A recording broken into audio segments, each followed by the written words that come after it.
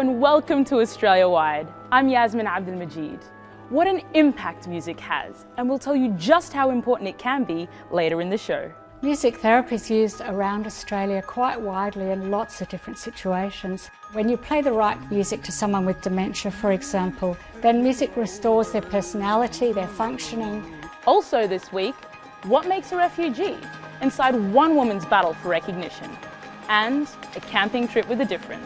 Remember that time when we went out bush and we caught that guial and we went out and looked for all the bush food? I want them to actually feel the same way I do, so that when they're old enough they can bring their children out, teach them and show them the same things that my parents taught me. But first, they're the homegrown sheepskin slippers that took the world by storm. Yet their famous nickname, Uggboots, is a fiercely protected trademark owned by a US fashion giant. Now, a Western Sydney bootmaker says he has evidence that Ugg is stolen Aussie lingo, and he's taking his claim back to court. Anne Barker reports.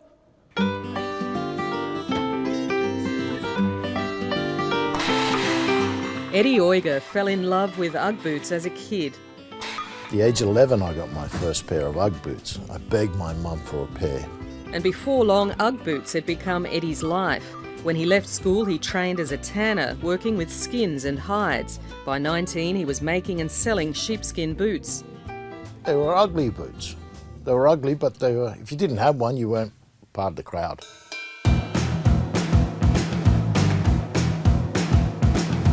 From those early days as surfwear, Uggboots became an Australian fashion icon. Today they're a luxury product sold around the world.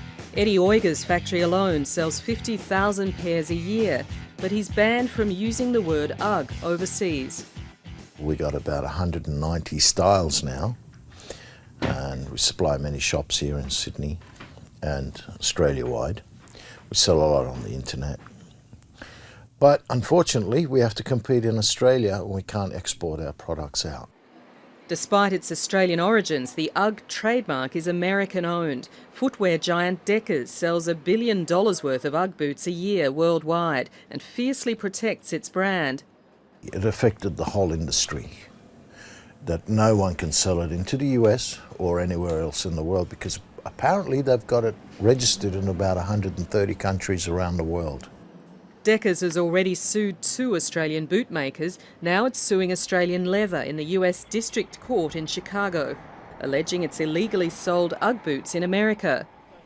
But suddenly the tables have turned on Deckers. The Aussie bootmaker is counter-suing the multinational, alleging the Ugg trademark was based on a falsehood and should never have been granted.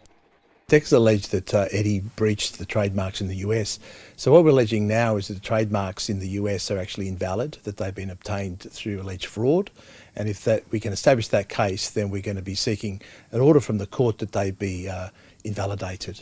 So in 1978, a surf buddy and I brought 6 pairs of boots in from Australia to start our own business and surf. The legal case relies on this book by Australian entrepreneur Brian Smith, who first registered the Ugg trademark in the US.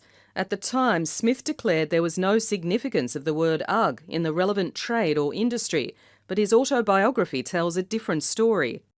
He's sort of saying that he was the first person to think of the word Ugg in America, when in actual fact he recognised in his book that the word Ugg was a very, very big thing. It's the big thing in Australia, and he wanted to bring that to America to make a lot of money. Old surf magazines have been found as evidence to prove Ugg boots were already big by 1970, not just in Australia. The more we can show that people in America were using the word Ugg in a generic sense, the better our case.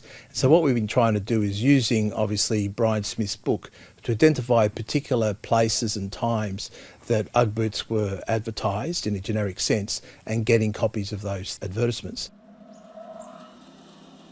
In fact, Australians have been making Ugg boots for decades. Just ask Graham Spencer in South Australia. He says his father Charlie invented the very first Ugg boots in Australia back in the 60s, and he still has his father's very first pattern. The original, still got them, and there it is. The original Ugg boot, the one that we sold thousands of. Not only that, Graham Spencer says it was his father who invented the name Uggboots. A customer of his came in and said, "They're the ugliest boots she had ever seen." And he said, "That's it, we can't call them ugly," and he just came up with UGG.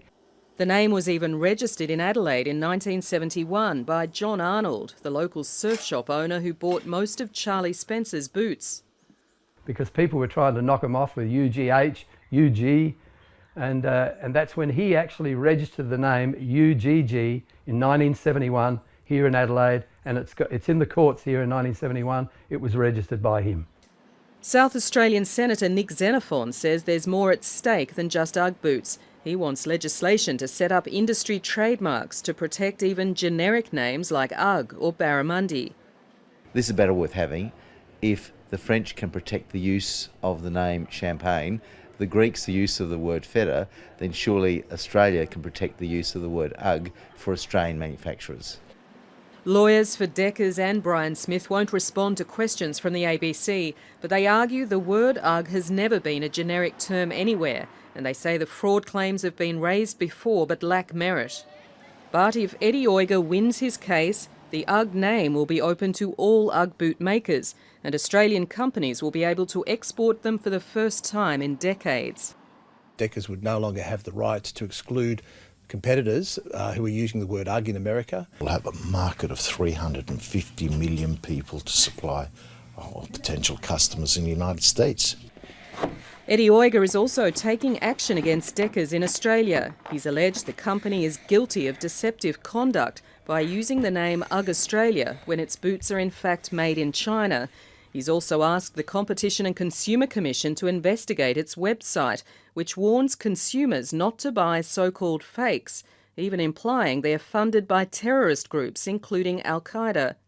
If it was proven that Uggs Australia aren't the only supposedly real Ugg boot, then people might start coming back to us and the original Ugg boot makers. I believe in the Ugg boots that we made in Australia. I want to employ more people. I want us to be able to export, have a fair playing field out there. Anne Barker with that ongoing battle. There are millions of people around the world applying for refugee status, but determining who is or isn't really at risk is left up to the countries they settle in. Sometimes it's not a straightforward answer, particularly when the threat comes from a little understood cultural practice. Simon Royal has one woman's story, and just a warning, some viewers may find the content of this story confronting. The Adelaide Central Market's quite close. It's a few blocks from my work. It's very close to the legal precinct, so a lot of lawyers base themselves there and have lunch and coffees after they've gone to court. Immigration lawyer Jane McGrath and her client have had their day in court. Now it's time for coffee. Yes, thank you. But things did not go well, so this cup is more about commiseration than celebration. She's very nervous with what she's going to have to go through with immigration and their intention to remove her back to Kenya. She just can't go. She's terrified. It is traumatizing. Very, very traumatizing. I'm having sleepless nights. I can't sleep. Originally from Kenya, the young woman wants to be known as Phoebe. She's been here on a student visa, which has expired. The Refugee Review Tribunals refused a protection visa. Phoebe fears returning to Kenya would see her forced into a degrading, dangerous procedure known as female genital mutilation, or FGM. They usually say is, if a woman does not go through this, is a prostitute. You are there to take other people's men. So they do this to eliminate the chances and the likelihood of you doing that. Despite being outlawed in many nations, including Kenya, FGM is still practiced, shielded by local politics and tradition. It's about power and control and how we treat women, and that is universal. FGM is just one manifestation of gender inequality. Khadija Blas speaks from first-hand experience. It was done to her when she was 9, just before leaving Sierra Leone to come to Australia. In some countries, Khadija Blah's opposition to FGM could cost her life, so she does not spare the details. And she grabbed hold of what I now know to be my clitoris. Interesting that it doesn't even have a name in my language, but it's so hated. She grabbed hold of it, and then she started cutting away, inch by inch. I screamed, I shouted, I passed out, I woke up, struggled to get my mother off me while I screamed in pain because this woman was butchering me down there. Khadija Blah believes a thorough Australian investigation of FGM refugee protection claims would pressure other governments to stamp it out. But QC Felicity Gary says Phoebe's case demonstrates Australian authorities often don't understand what FGM is and why it survives. There's a huge lack of awareness amongst all the judiciary that requires significant training. I've certainly been involved in that in Australia, and it is improving, but at the moment I think you can say that from the judgments that are coming out there is still a perception that it's quite simple for a woman to say no and then it won't happen, which is not the reality. The tribunal described Phoebe's evidence as inconsistent. Crucially, it did not accept her claim that a cousin in a criminal gang known to support FGM put her at particular risk. But in its findings, the tribunal also made broader observations about FGM and Phoebe's people, the Kikuyu. The tribunal does not accept that there is a real chance of serious harm for the reasons of her membership of the social groups of Kikuyu women, young Kikuyu women, or Kikuyu women who are not circumcised, or any combination. For Glory Gatwiri, that reasoning is flawed. At Adelaide's Flinders University, the young Kenyan has just finished her PhD, investigating the health consequences of FGM. Not every Kikuyu woman will suffer FGM, but that's no indication of risk. They have every right to deny a person a visa if they find that there are these inconsistencies. However, to claim that someone is not a risk as a blanket statement, I think it's a bit unfounded. If you're Kikuyu, you're definitely a risk. You are at a high risk of having FGM done to you at one point in your life. Whether it's because your family believes in it, whether you then marry into a family that believes in it, or whether you end up in an area where they say you're not a woman enough because you haven't had FGM. Whatever the case is, it's always a constant threat. Which is exactly what the tribunal found in another Kikuyu woman's case. The tribunal accepts FGM is a traditional Kikuyu practice. The harm would be directed at her for the essential reason of her membership of a particular social group, Kikuyu women. But in yet another case, the tribunal said this. Female genital mutilation is not widely practiced in Kenya, and only 34% of women have been circumcised. We asked the tribunal to discuss why shared facts between cases draw apparently contradictory conclusions. They declined but described FGM as repugnant. The tribunal treats every case separately on merit. Felicity Gary argues that's part of the problem. What we tend to do is investigate the individual who is making the application. We don't use investigative procedures that we would, for example, if she was a victim of crime. And yet the allegation is the same. She's saying that she's the victim of threats or harassment or some sort of potential criminal activity, and we simply don't take that extra step. Those steps aren't just about Australia being a good international citizen. Khadija Blah says there are 83,000 women now living in this country who at some stage in their life have suffered some form of FGM. The practice, she says, has its supporters here. Earlier this year, a Sydney man was jailed in Australia's first domestic FGM prosecution. For the women speaking out against it, that's one more reason to keep campaigning. It is also very important that women like me speak up, because until you have lived through something like FGM, it's hard to comprehend why an act that affects 200 million women and girls today is so polarizing. It's not.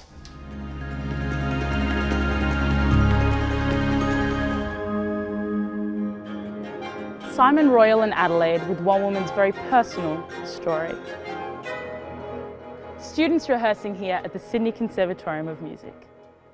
Whether it's a front seat at a performance or a busker on the street, music is a powerful force to get us moving, to make us happy, or to even evoke a memory. And in places like aged care centres and hospitals, it can make an absolute difference. Bob Lawrence spent World Music Therapy Day at Glenside Health Service Centre in Adelaide. I thought this session I would just play a little bit for you and then basically see if we can sort of start creating music straight away using looping pedals.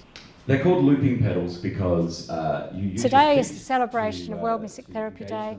I've invited Adam Page in to share the day with us. You can record something, anything into it, and then it will play back. Record something, anything into it, and then it will play back. Record, and then you can basically go over the top of the last one. I just think from his work, it's very much akin to the way I work. He's very spontaneous, has a lot of fun. It just keeps going around and around and around. So what I'm going to do is I'm going to be creating a spontaneous composition, okay, from the ground up. I'm hoping that it will give an opportunity for everyone to have an individual voice and for us to make something together as a team as well.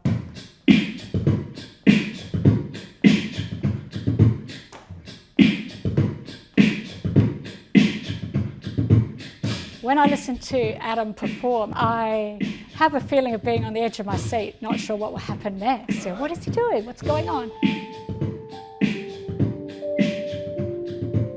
And that's the feeling that I want people to have here. To be really present in the moment, to be excited about just being alive, senses all working, to get out of the lethargy, the brain fog, and to have some fun, to appreciate each other, to listen, to share. Adam's a pretty cool dude. I think he'll go down well, we'll see.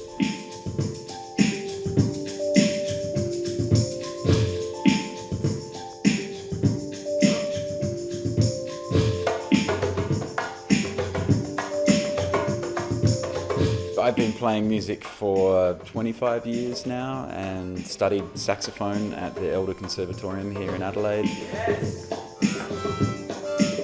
I've been dabbling in all the other instruments for many years now. All right. What's your name again, mate? Nick. I think it's time we jam. I think it's just time we jam. More recently I've been composing for the New Zealand Symphony Orchestra, Adelaide Symphony Orchestra, and now possibly music therapy. Why not? I find music to be incredibly therapeutic in my own life, and I know that that music can heal, and music has healed for thousands of years. It's quite different from music for entertainment or music for education. What we do is about the person and their particular individual needs and how music can promote their functioning and their well-being.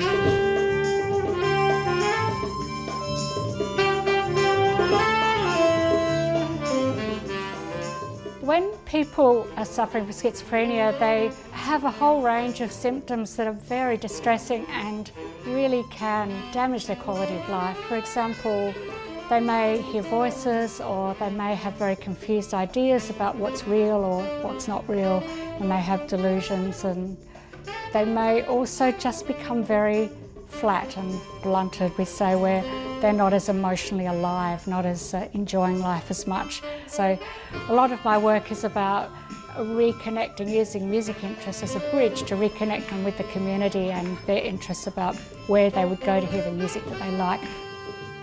Music stimulates some of the same brain pathways as other sources of pleasure in our lives, and it's a very safe way to lift our mood and get some energy.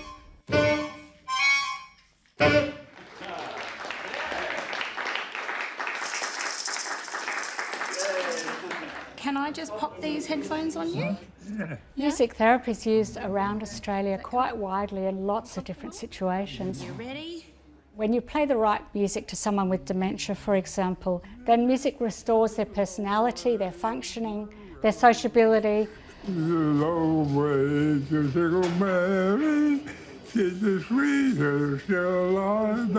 I saw this a lot working with elderly people. that if I found the right music for someone, that they would sing, and for a little while afterwards they would chat quite coherently, and then they would slip back into their confusion. In Parkinson's disease, you see people, the brain is not functioning in terms of coordination and flow. But when they hear a song that they like and that's the right tempo and rhythm, they can get moving with a beautiful flow and gait. They can walk or dance.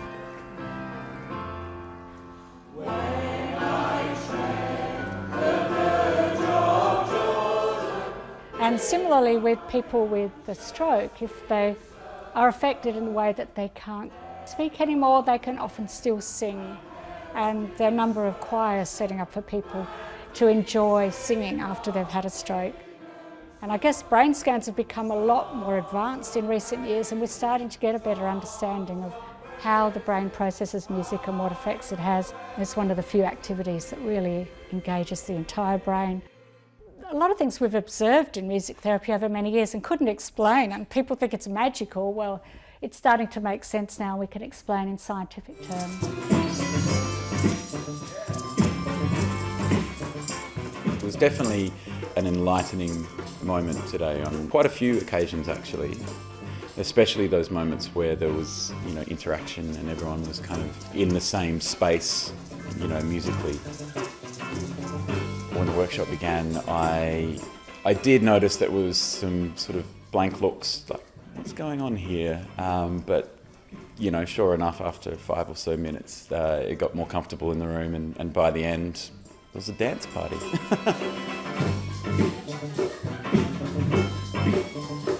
And it just happened organically as well. I think the more comfortable people became, the easier it was to make music together. It was fantastic.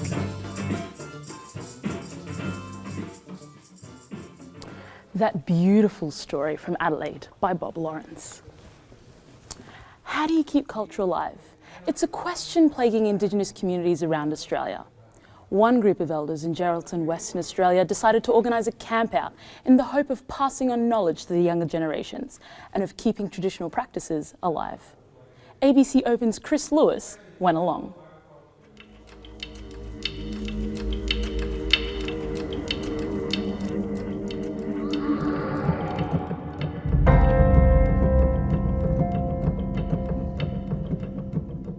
Just being out here, I just love it. I just really love it. We're drawn to the bush. You just feel that it's hard to explain. When we came here, my little grandson said, "Oh, Nana," he said, "there's no TV. I want to go back home." And after that, they started playing around and TV wasn't mentioned again. They just have been full on in everything they've done here. So it's been just so beautiful. They don't miss the TV at all.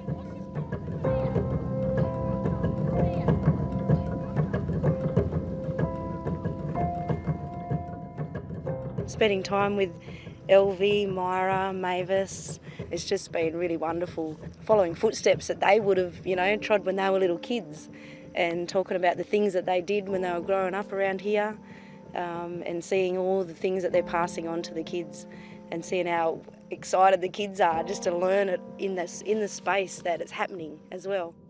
Well, my favourite part about today was going to look for the potatoes, bush potatoes. It was good, learning how to find where the bush potato is and how to dig it up. And I learnt that you can find food in the ground, and I learnt how to find the food. Mashed potatoes tonight. They got a better idea now when they can spot something, and they know that their ancestors used to live off all that, and now, they don't have to live off it, but it's good to know it. Yeah. What I observed was their enjoyment of being out there in the bush area. I'm sure they're never going to forget it. And one of the littlest grannies, and my sister, "I don't want to go home.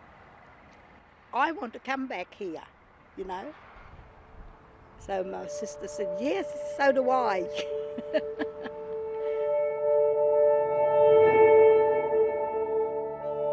it just makes you feel like, you come home sort of thing. It is home. It is Barna. which is ground that we belong to. There are things that you see out on this country that you'll never ever see where we live in Geraldton. When you come out bush here, everything fits into place, everything complements each other, and it really just is just so comforting out here. We caught our guial, cooked that up.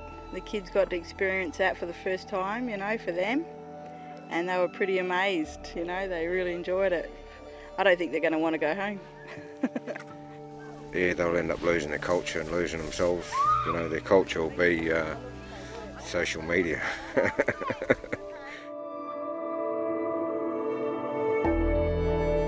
I want them to actually feel the same way I do, so that when they're old enough they can bring their children out, teach them and show them the same things that my parents taught me, that it can be passed on, because you can see the kids now how they've enjoyed this weekend. You know, when we get back they're going to say, Nana, when are we going again? So, you know, they'll want to come back out again, you know, no TVs. So yeah, but it's been very, very special.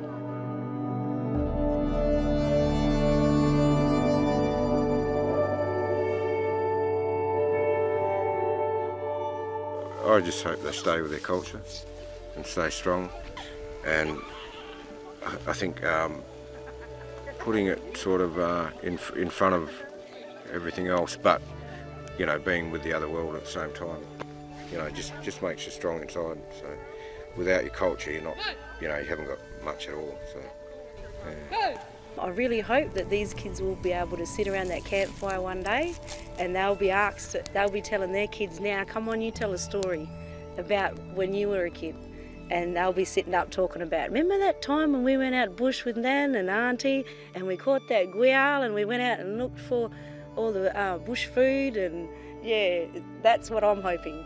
And to see them, the kids grow up and want to bring their grannies out here and come back to this same place that their ancestors sat and their ancestors told these same stories. So that's really what we're looking for here.